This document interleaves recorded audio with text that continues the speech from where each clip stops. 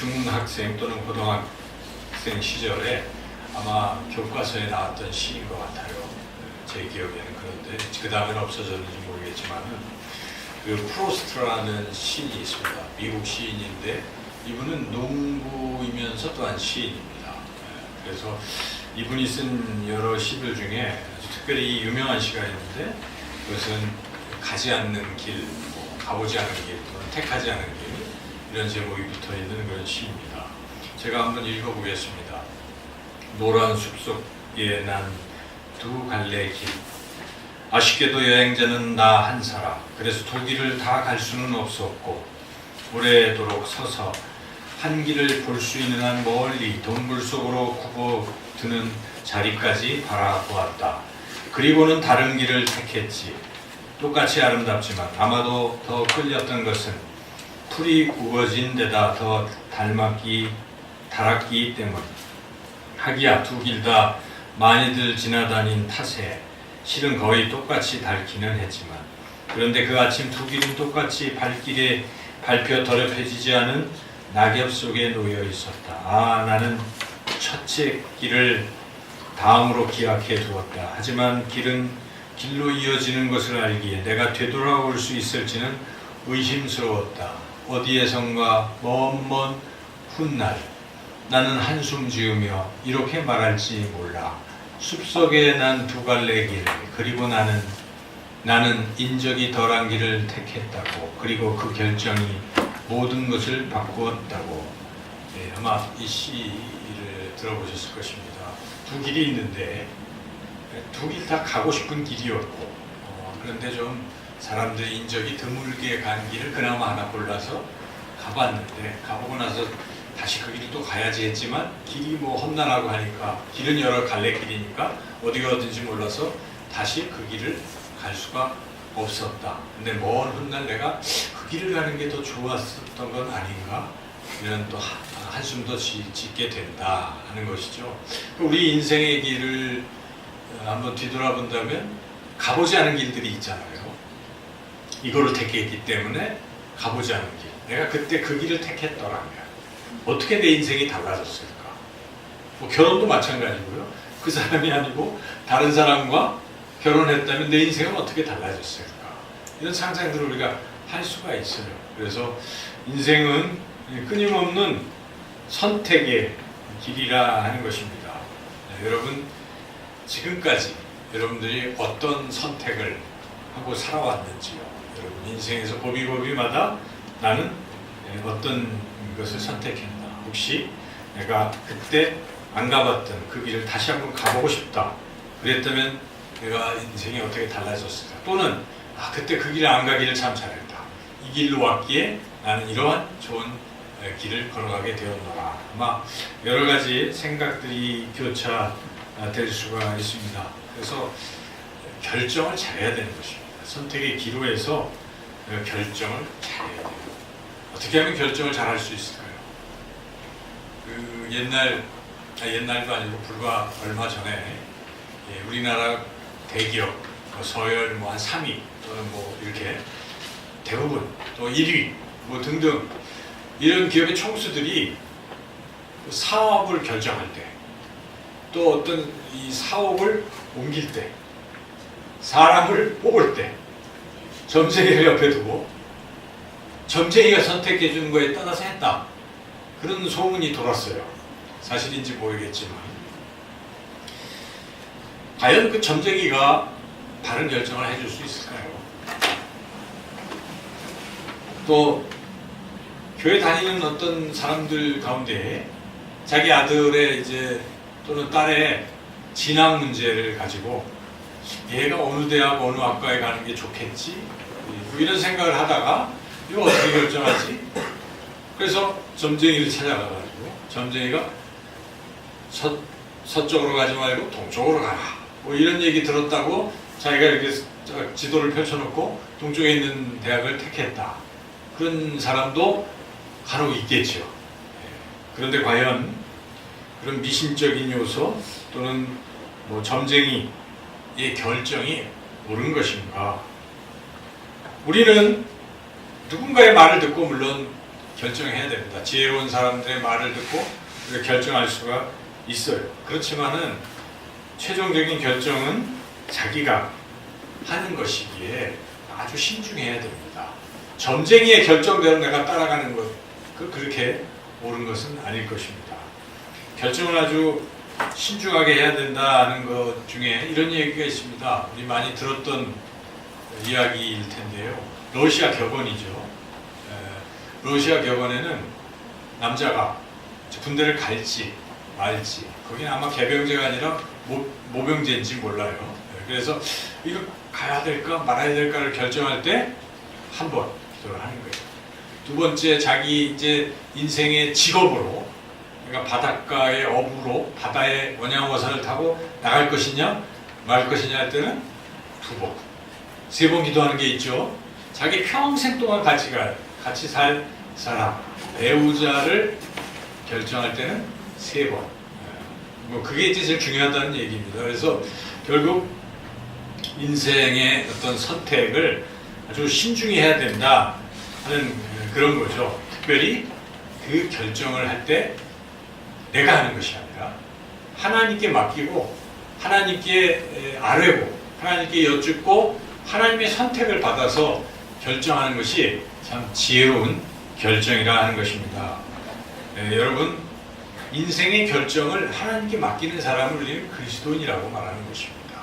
내 인생 내 거니까 내 마음대로 결정한다고 하는 사람은 결코 그리스도에 속한 사람이라고 말할 수가 없어요. 내가 그리스도에게 속했다, 내가 하나님의 사람이다 하는 것은 하나님의 결정을 따른다는 것입니다. 내가 예수를 믿는다는 것은 예수를 내 마음에 모셔드리고 그분에게 내 인생의 결정권을 맡겨드리는 것이기 때문에 내가 정말 이 선택을 주님께 맡기고 주님이 하라고 하시는 대로 따라가는 그런 사람이 바로 그리스도인인 것이죠. 여러분은 그런 측면에서 과연 그리스도인이라고 스스로를 말할 수 있습니까? 나의 선택은 다 주님의 뜻이었노라, 주님이 원하신 대로 나는 이 길을 걸어가고 있노라, 그렇게 말할 수 있습니까? 오늘 우리가 읽었던 이 본문은 예수님께서 결정을 하실 때, 예수님의 그 가시는 길이 굉장히 중대한 결정을 하실 때 기도하셨다는 것을 우리에게 기록하는 그러한 말씀입니다. 그래서 기도라는 것은 예수님은 하나님 아버지께 기도를 했겠죠. 그러니까 예수님은 다 하나님 아버지의 뜻에 맡기고 그 뜻대로 간 것입니다. 이 중대한 결정을 예수님이 어떻게 하실 것입니까? 하나님 아버지께 맡기고 그 뜻에 따라갔다는 것이죠. 마가복음에는 특별히 예수님이 이렇게 기도하시는 장면이 세 군데 나옵니다. 1장, 그리고 우리가 읽었던 6장, 그리고 14장 이렇게 있어요. 그래서 배치도 그렇게 돼 있어요. 처음 시작할 때, 마지막, 또 중간 이렇게 돼 있는 것이죠. 근데 그 기도할 때 상황을 보면 거의 비슷한 상황입니다. 아주 중대한 결정을 내릴 때 예수님이 기도하셨다는 사실입니다. 첫 번째는 우리가 언젠가 몇 달 전인지 이 부분을 우리가 말씀을 들었을 것입니다. 우리 예수님께서 이 가버나움 동네에서 많은 이 병자들을 고쳐주셨어요. 그것도 밤새도록 고쳐주시니까 사람들이 환호했습니다. 야, 대단하시구나. 이분을 모시고 어디 못 가게 하고 우리끼리 이분과 함께 은혜 받고 살자 하면서 예수님을 이제 모시고 살려고 다들 생각하고 있었습니다. 제자들도 그래야지 하고 있었는데 예수님은 다 그걸 아신 거예요. 예수님 모르시는 게 없겠죠. 그 청중들의 마음을 꿰뚫었습니다. 그래서 이 결정을 내려야 되겠구나. 내가 여기가 좋사오니 하고 그냥 여기서 계속 머물 것인지 내가 가야 할 이 사명의 길을 가야 할지를 결정을 하셔야 되는 것입니다. 그래서 예수님이 무엇을 하셨습니까? 밤새도록 병을 고치신 후에 다음날 새벽 아주 이른 미명 해 뜨기 전에 한 새벽 4시쯤 되는 때에 혼자 일어나셔서 다 피곤해서 자고 있는데 혼자 일어나셔서 한적한 곳, 아무도 없는 곳에 가셨다는 것입니다. 거기서 예수님이 무엇을 하셨습니까? 하나님 앞에 기도하셨습니다. 간절히 기도하시고 드디어 제자들이 찾아와서 사람들이 찾습니다. 예수님 빨리 가시죠 할 때 아니다. 내가 다른 마을로 가야 되겠다. 내가 다른 마을에 가서 전도해야 되겠다. 내가 이를 위하여 왔노라. 그렇게 말씀하시고 예수님이 인기를 다 뒤로 하시고 전도하러 사명을 향해서 나아가신다는 것입니다. 예수님이 기도하셨기 때문에 그런 것이고 그런 중대한 결정을 앞에 놓고 예수님은 기도하셨다는 것입니다. 그리고 또 마지막 것부터 먼저 말씀드리면 그것도 역시 여러분들은 많은 수차례에 걸쳐서 설교로 들으셨을 것입니다. 그것이 그 유명한 겟세마네 동산의 기도라는 것입니다. 겟세마네 동산의 기도가 무엇입니까? 예수님이 이제 오늘 밤 사람들이 날 잡으러 온다는 걸 알고 계신 거예요. 그래서 가룟 유다에게 가서 해라 이렇게 다 말씀하셨을 정도로 제자들이 다 배신할 것이라는 걸 다 아시는 상황이기 때문에 오늘 밤 잡혀갈 것을 아셨어요. 그 전에 제자들에게도 3번씩이나 인자가 대제사장에게 잡혀서 십자가에서 죽고 사흘 만에 부활할 것을 3번이나 걸쳐 말씀하셨기 때문에 예수님 다 알고 계신 것이죠. 지금 십자가를 지러 가야 돼요. 이날 밤 가야 돼요. 그런데 예수님에게는 능력이 있습니다. 사람들이 아무리 많이 와도 12영의 12군단의 군대로서 오는 사람들 다 물리칠 수 있는 힘이 있었어요. 그래서 십자가 지러 안 가도 됩니다.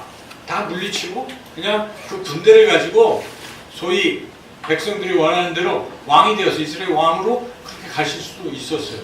이 중대한 기로에 섰을 때 예수님이 무엇을 하셨습니까? 잡히시기 전에 어디 갔습니까?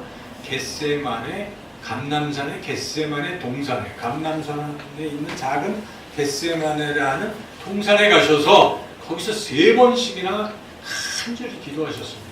성경은 그 기도하는 모습을 땀방울이 핏방울이 되는 것처럼 그렇게 간절히 애쓰며 기도했다는 것입니다. 히브리서에는 통곡하며 기도했다라고 그렇게 증언하고 있습니다. 굉장히 간절히 기도하신 것은 지금 뭔가 갈등이 있다는 것입니다. 예수님께서 그 앞에 제자들에게 내가 심히 지금 뭐 해서 이제 죽게 되었거늘 이렇게까지 말씀하시고 그리고 기도를 간절히 하신 후에 그런데 3차례 기도하신 후에는 예수님이 어떻습니까? 제자들에게 당당히 야 가자! 이렇게 말씀하셨다는 거예요. 이게 무엇을 말씀하시는 것입니까?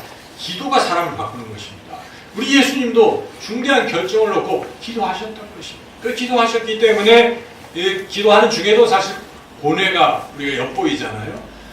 하나님 이 고난의 잔을 내게서 지나가게 하소서. 그러나 내 뜻대로 하옵시고 아버지의 뜻대로 하옵소서. 이러한 그 갈등의 기도를 계속 하신 거예요. 3번이나 하시고 드디어 내 뜻을 꺾고 아버지의 뜻을 순종하면서 돌아가신 것입니다. 기도의 힘이라고 말할 수가 있어요. 이렇게 우리 예수님도 중대한 결정을 하는 순간에 기도하셨다는 것입니다. 그리고 오늘 우리가 읽었던 이 본문도 그러한 중대한 기도에서 주님께서 기도하셨다는 것을 우리가 알 수가 있는데요. 오늘 본문을 조금 더 자세히 들여다보면 여러분이 그 41절부터 우리가 쭉 읽었잖아요. 41절에서 44절은 무엇을 설명하는 것입니까?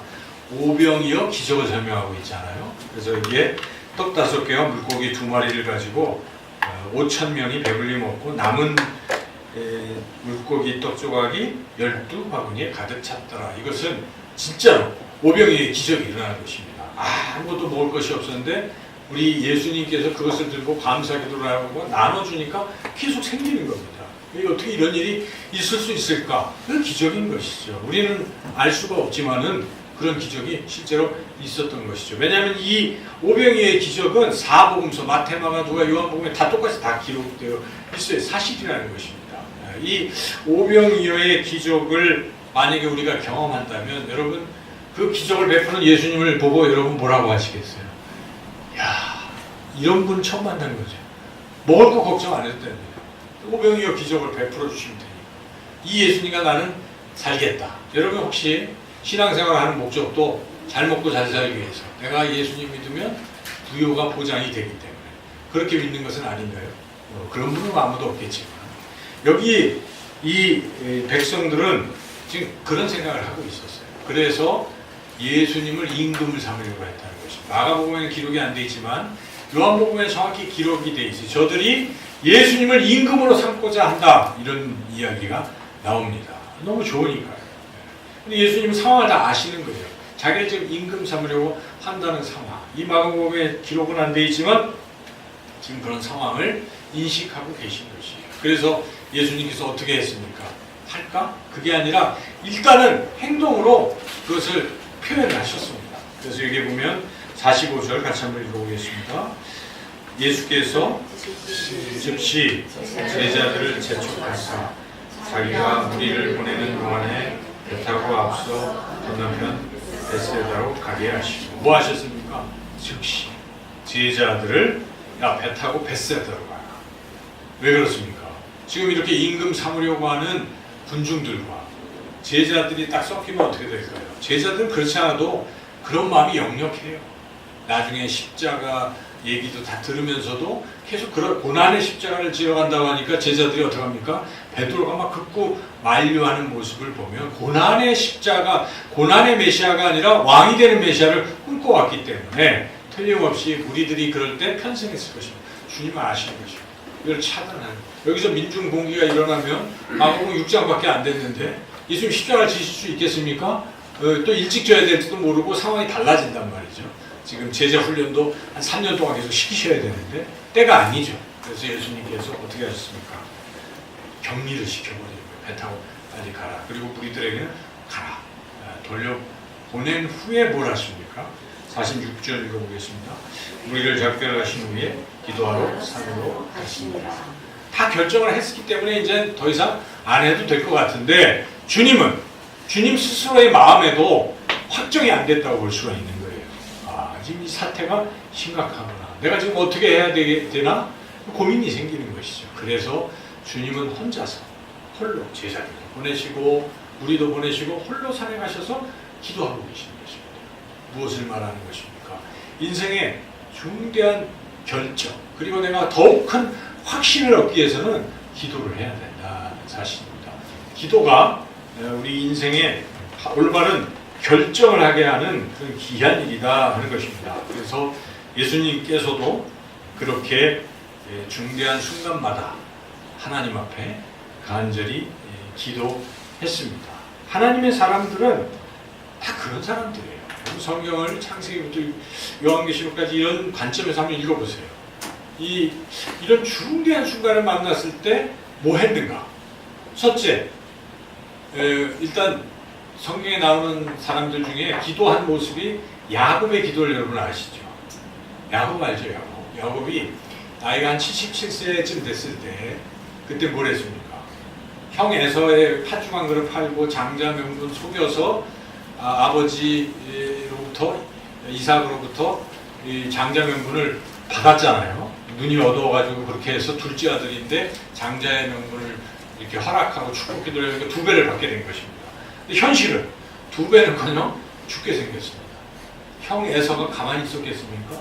자기 속이고 팥죽 한 그릇에 장자 명분 자기도 잘못했지만 그렇다고 자기 몰래 자기가 사냥하고 아버지께 고기 갖다 드려서 이제 장자 명분 축복받으려고 했는데 중간에 엄마랑 짜고 가르쳤단 말이죠.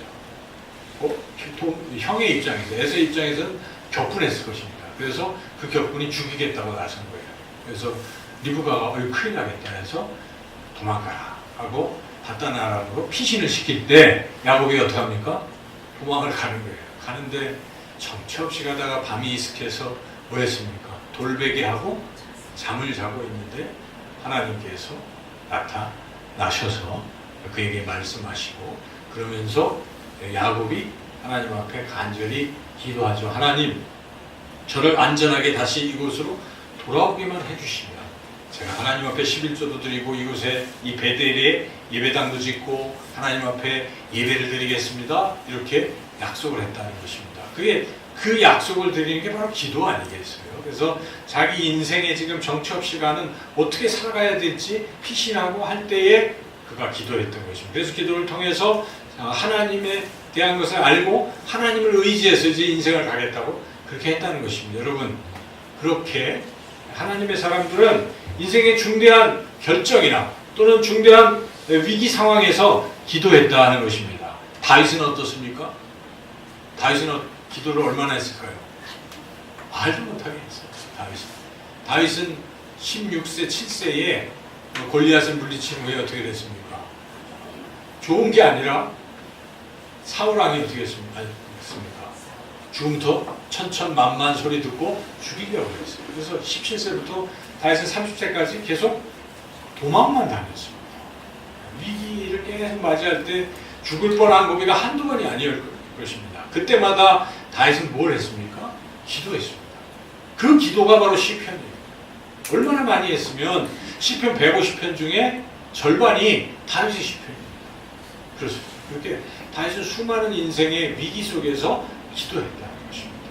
또 하나님의 사람들, 신약으로 넘어오면 물론 그 전에 구약에 히스기야 왕의 죽음을 앞둔 살려달라는 그런 간절한 기도도 있었고, 그리고 무엇보다 사도 바울은 끊임없이 기도했습니다.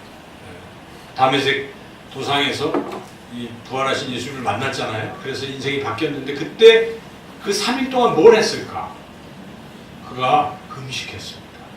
눈이 안 보였는데 먹지도 아니하고 마시지도 아니했다. 왜 그랬습니까? 그가 금식한 거예요. 그리고 기도하더라 라고 기록되어 있어요. 그러니까 바울의 인생에 이게 참 중요한 순간에 뭘 했습니까? 기도했습니다. 기도하면서 그가 변화가 됐습니다. 그래서 어떻게 됐습니까? 그 뒤로는 예수님을 위해서 생명을 걸고 살아갔던 것입니다. 여러분 인생에는 중대한 순간들이 있어요. 터닝 포인트가 있는 것입니다. 제 고백을 드리면 제가 목회자가 될 때 제가 그랬어요. 기도를 하다가 기도를 자의적으로 했던 건 아닌데 또 목회자가 되려고 기도했던 것도 아니고 물론 그때는 그냥 제 인생을 놓고 40일 새벽 기도가 있어서 그때 기도를 할 때 한 20일쯤 지나니까 하나님이 기도를 바꿔주셔서 제가 이렇게 됐어요. 그래서 결국 인생의 그런 결정은 기도할 때 이루어질 수가 있어요. 우리 젊은이들은 특별히 그런 계기가 있어야 됩니다. 인생을 그냥 이렇게만 사는 것이 옳은 것인가? 그냥 맥없이 무능하게 별 의미도 없이 사는 것이 인생이란 말인가? 아닙니다. 인생은 의미가 있습니다. 하나님 손에 붙들려서 사는 것은 정말 내가 죽을 때 정말 하나님 앞에서 칭찬받는 그런 가치 있는 삶이 될 수 있다는 것입니다. 늘상 그냥 이렇게 살지 마시고 여러분 그러한 전환점을 가지시길 바랍니다. 그러기 위해서는 기도해야 돼요. 한 번 기도 갖고 되는 게 아닙니다. 기도는 쌓이는 것입니다. 기도하다 하다 보면 뭔가 역사가 일어납니다. 우리가 물이 찰랑찰랑 차다가 결국 어떤 선을 넘어오면 어떻게 되면 물이 그냥 확 한꺼번에 무너뜨리고 넘어가는 것처럼 쌓이다가 그런 때가 있어요. 그래서 당장 눈앞에 안 보여도 계속 기도하는 것입니다. 기도하고 인내하고 또 기도하다 보면 결정적인 때에 하나님을 만나게 될 것이고 하나님의 뜻을 깨닫게 될 것입니다. 변화가 된다는 것입니다. 오늘 우리 예수님께서 이와 같이 중대한 결정의 순간에 하나님 앞에 간절히 기도하셨는데 우리가 또한 주목할 일이 있어요. 이 기도는 어떤 기도입니까? 함께하는 기도가 아니었어요. 뭡니까? 우리 예수님께서 기도하러 산으로 가실 때 홀로 가셨다 하는 사실입니다. 다 보내고 혼자서 가셨어요. 그래서 기도는 크게 두 종류로 나눌 수가 있어요. 같이 기도하는 거예요. 그렇죠. 공동체가 같이 모여서 합심 기도도 하고 금요 기도에 나와서 여러분 기도하시고 새벽 기도에 기도하시고 우리가 또 주일날 오후에도 찬양 드리고 합심해서 기도하고 기도의 시간들 참 이 공동체 기도가 굉장히 능력이 있고 좋은 것이죠. 하나가 아니라 여러 개가 합심하면요 장작불도 커지고 또 그렇습니다. 그래서 여러분들이 공동체 기도를 많이 하실 필요가 있어요. 그런 공동체 기도를 통해서 기도를 배우는 것입니다. 기도를 또 경험하게 되는 거예요. 살면서 이렇게 응답되는구나. 그래서 그 시간은 굉장히 중요한 시간인데 그것만 갖고 안 된다는 것입니다. 또 중요한 게 뭐가 있습니까? 혼자 하는 기도라는 것입니다. 그래서 우리는 어려운 말로 골방 기도라고 합니다. 골방 기도. 예수님께서 그 골방 기도를 가르쳐 주셨고 그것을 하나님께서 가장 또 귀하게 여기신다라고 성경이 기록하고 있습니다. 마태복음 6장 6절 7절에 너는 기도할 때 내 골방에 들어가 문을 닫고 은밀한 중에 계신 내 아버지께 기도하라. 은밀한 중에 보시는 내 아버지께서 갚으시리라. 골방 기도를 하나님이 들으시고 응답하시고 역사하신다 하는 그런 말씀입니다. 여러분 골방 기도를 들으신 적이 있나요? 여러분 인생에 자기 혼자서 아무도 없는 가운데 내가 하나님과 1대1로 독대하면서 그렇게 기도를 드려본 적이 있나요? 다 있으시죠. 근데 그런 시간을 자주 갖고 계십니까? 지난 한 주간도 여러분 그런 골방 기도의 시간을 가지신 적이 있나요? 하나님과 나만의 은밀한 시간, 하나님을 독대하는 시간이 있습니까? 그냥 새벽에 나와서 기도는 하지만 여러 사람들이 있는 가운데 그냥 이런 기도가 아니라 아무도 없는 가운데에 하나님과 나만이, 둘만이 할 수 있는 그런 은밀한 기도의 시간을 가졌습니까? 굉장히 중요합니다. 이 시간을 가져야 됩니다. 이 시간을 가질 때 여러분 하나님과 굉장히 친밀하게 됩니다. 여러분 사람들 교제할 때도요, 많은 사람들과 교제하다 보면 다 좋아요. 그렇죠? 교회에서 서로 교제하면 좋아요. 근데 특정히 한 분과 깊은 대화를 나누면 그분과 나는 어떤 사이가 됩니까? 둘만이 아는 그런 비밀도 있고, 둘만이 아는 그런 것 때문에 굉장히 친밀해지는 것입니다. 하나님과의 관계도 마찬가지입니다. 우리가 함께 하나님을 섬기고 하나님께 예배드리는 시간도 소중하지만 나 혼자서 하나님을 독대하고 은밀히 만나는 이 시간은 굉장히 또 중요하다는 것입니다. 히스기야 왕이 어땠습니까? 히스기야 왕이 이사야로부터 너 죽는다라고 그런 선고를 받았을 때, 그것도 하나님이 시켜서 하신 그런 말씀을 전했을 때 이사야는 전하기만 했어요. 히스기야가 이제 죽게 생겼어요. 결정을 해야 됩니다. 그냥 그 뜻에 따라서 죽음을 기다릴 것인가? 아니다. 살고 싶다. 둘 중에 하나잖아요. 히스기야가 어떻게 했습니까? 살고 싶었어요. 살고 싶었는데 뭘 했습니까? 다 물리쳤어요. 그리고 방에 들어갔는데 방이 사방이 아무것도 없어요. 벽만 있어요. 가운데 딱 앉아서 히스기야는 벽을 바라보며 누구를 바라보고 있습니까? 오직 하나님만 바라보고 기도를 하는, 이걸 골방 기도라고 하는 것입니다. 여러분 그렇게 기도할 때 하나님이 들으셨어요. 그리고 그에게 15년의 생을 연장시켜 주셨다는 것을 성경을 통해서 분명히 알 수 있습니다. 여러분의 골방을 확보하십시오. 여러분 골방 기도가 회복되시기를 주님의 이름으로 축원합니다. 골방 기도하는 그거는 이렇게 해야 되는 거예요. 일단 자기 집에 어떤 자기만의 공간이 있다면 참 좋겠죠. 없으면 공간을 만들어야 되겠죠. 화장실을 가시든지. 그래서 문을 꼭 걸어 잠고 절대 누구 타치를 안 받도록 자기만의 어떤 공간 하나 마련해야 돼요. 그리고 거기에 들어갈 때 핸드폰을 가지고 가면 안 돼요. 우리 요즘 핸드폰이 너무 생활화되어 있으니까 어떻습니까? 어디를 가도 자나 깨나 항상 내 옆에는 누가 있어요? 휴대폰이 있어요. 그래서 카톡 뭐 소리도 들리고 이런 거 자꾸 보잖아요. 뭔가 궁금하고 이러면 여기 카톡이 이제 여기에 매이게 되잖아요. 그렇게 하면 안 됩니다. 그건 골방 기도가 되는 게 아니에요. 그것도 치우고, 책도 가지고 들어가면 안 돼요. 책도 치우고, 더군다나 뭐 TV는 아예 없어야 되고, 모든 다 차단하는, 그냥 아무것도 없어야 돼요. 하나님만 볼 수 있는 그런 시간을 가져요. 거기에는 뭐 큐티도 아니고 그냥 하나님과 나만이 만나는 시간인 거예요. 그래서 오직 하나님을 대면하는 그러한 시간, 그게 골방 기도의 시간인 것이죠. 그리고 그때 이제 어떻게 기도를 진행을 해야 됩니까? 일단은 하나님과 내가 둘이서 무슨 얘기를 하고 싶어요? 여러분의 있는 걸 일단 얘기를 해야 돼요. 다 알았어요. 하나님, 제가 이렇게 살고 있어요. 죄도 짓고 있고, 또는 제가 이런 어려움이 있어요. 또 저에게는 이게 필요해요. 저는 뭘 하고 살지 모르겠어요. 등등 있는 것을 일단 다 하나님께 이렇게 얘기하는 거예요. 그거 할 수 있잖아요. 그거 못할 사람이 어디 있겠어요. 그것도 뭘 어떻게 아니에요. 그냥 있는 대로 하나님께 내가 다 안 보이지만 말씀을 드리는 거예요. 말씀을 드리고 그 다음에 하나님 듣고 계시잖아요. 그럼 우리는 물어봐야 돼요. 여쭤봐야 돼요. 그걸 또 여쭤보는 거예요.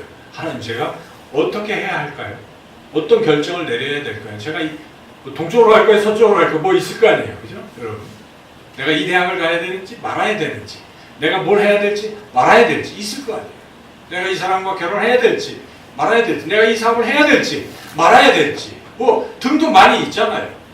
그럴 때 하나님 앞에 여쭤보라는 것입니다. 아무 생각 다 버리고 사전에 했던 것이 아니라 하나님의 요청을 들을 것이니까 하나님 이러이러한데 하나님 어떻게 해야 될까요? 라고만 물으면 돼요. 거기에 뭐 사족을 달면 그건 자기 생각이에요. 그냥 딱 물어보고 그 다음에 어떻게 해야 돼요?